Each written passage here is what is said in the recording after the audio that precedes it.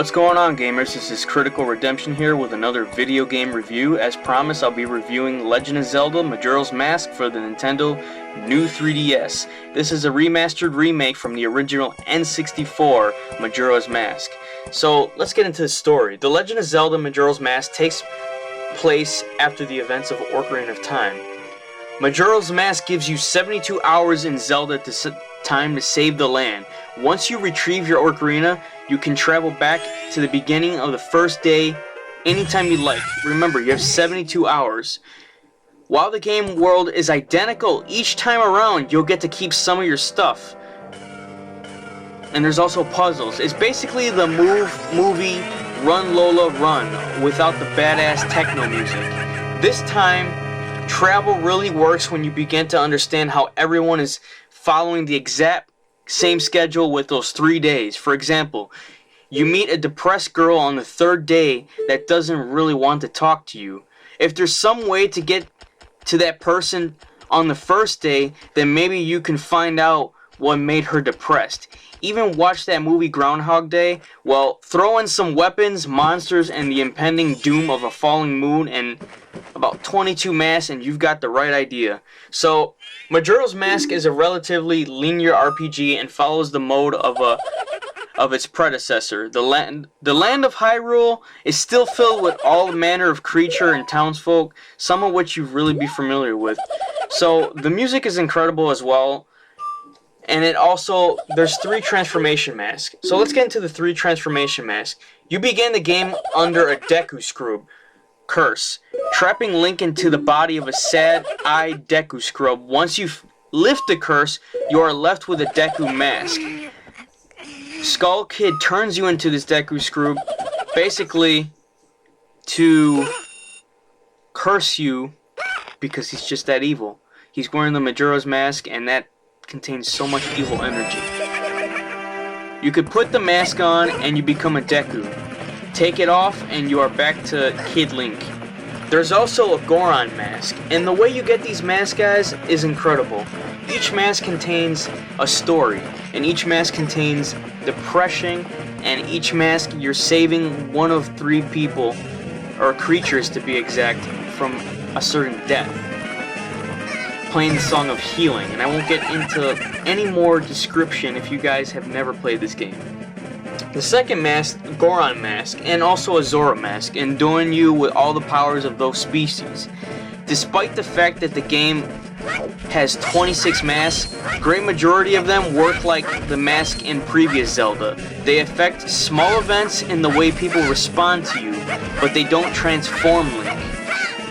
The mask concept results in a gameplay mix somewhere between Zelda and a mixture of Banjo-Kazooie. Since some masks turn you into different creatures, the play mechanics vary. So, on one hand, you get all the positive new styles of control and ways to interact with your environment, but you'll also get some frustrations, which can be really frustrating.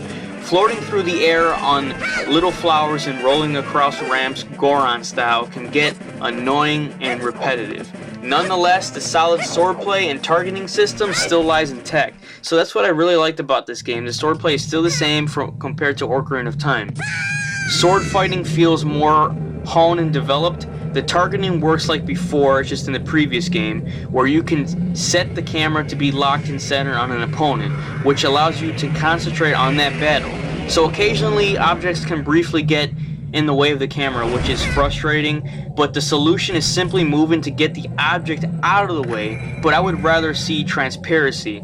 I appreciate how the game doesn't feel like the Ocarina of Time, but instead picks up right where things left off. The more basic weapons and earn closer to the beginning. Instead of compelling the player to play through some huge dungeon just for some bombs or no longer hookshot, while the power arrows were more of an afterthought in the original. They become more and more important in this time around. You'll be using them a lot more in this game. Exclusively, the boss battles are a lot harder compared to the previous title.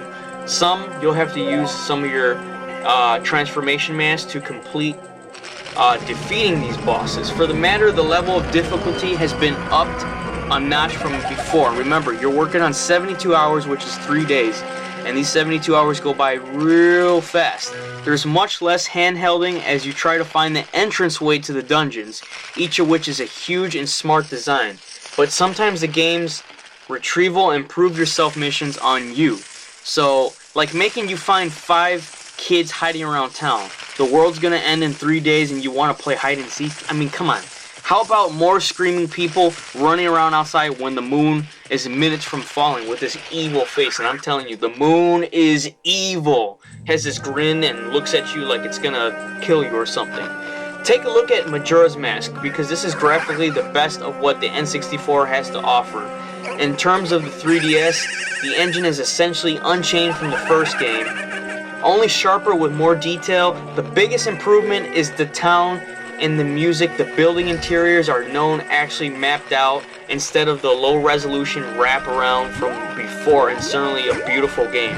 However, when you compare this one to being done nowadays on other systems, it looks like a bit muddled, but the newer one on the 3DS is so beautiful. You can see the difference in the visuals, the gameplay, and just the graphics. The music is still beautiful. The Song of Healing and the Ocarina of Time, all the music that you play in Clocktown is just so compelling and very, very awesome. In wise move, they brought back the overworld music from the previous Zelda, and still sounds great. Like I said, some of the new music doesn't work as well. However, just think about it. How much better can this game get with full voice instead of grunting sounds from everyone? Ocarina of Time was a legendary game. It took wildly successful long-running series and successfully brought into the third dimension, creating new player concepts like today. At the same time, it's really captured the player, and it was fun to play Majora's Mask. This game is just as good as the first one. I love all the masks. I love everything about it. Time and mask concepts, good hack and slash, hard difficulty in dungeons, intriguing story, worthy successor of averaging sound, occasionally frustrating at times, some irritating missions that will have you wrap your hands around the system and just throw it to the ground. But remember, you have 3 days. At the end of 3 days, you have to start over from what you were doing. That was the only downfall about this game. I give this game a fair 8.5. It deserves an 8.5 because there's some cliche things that I don't like about it. Other than that, it was a great game, and that's all I have for you guys right now. Critical Redemption here with another game review, and I'll talk to you guys soon. I'll be making more game reviews soon. Until then, happy gaming, guys. Take care.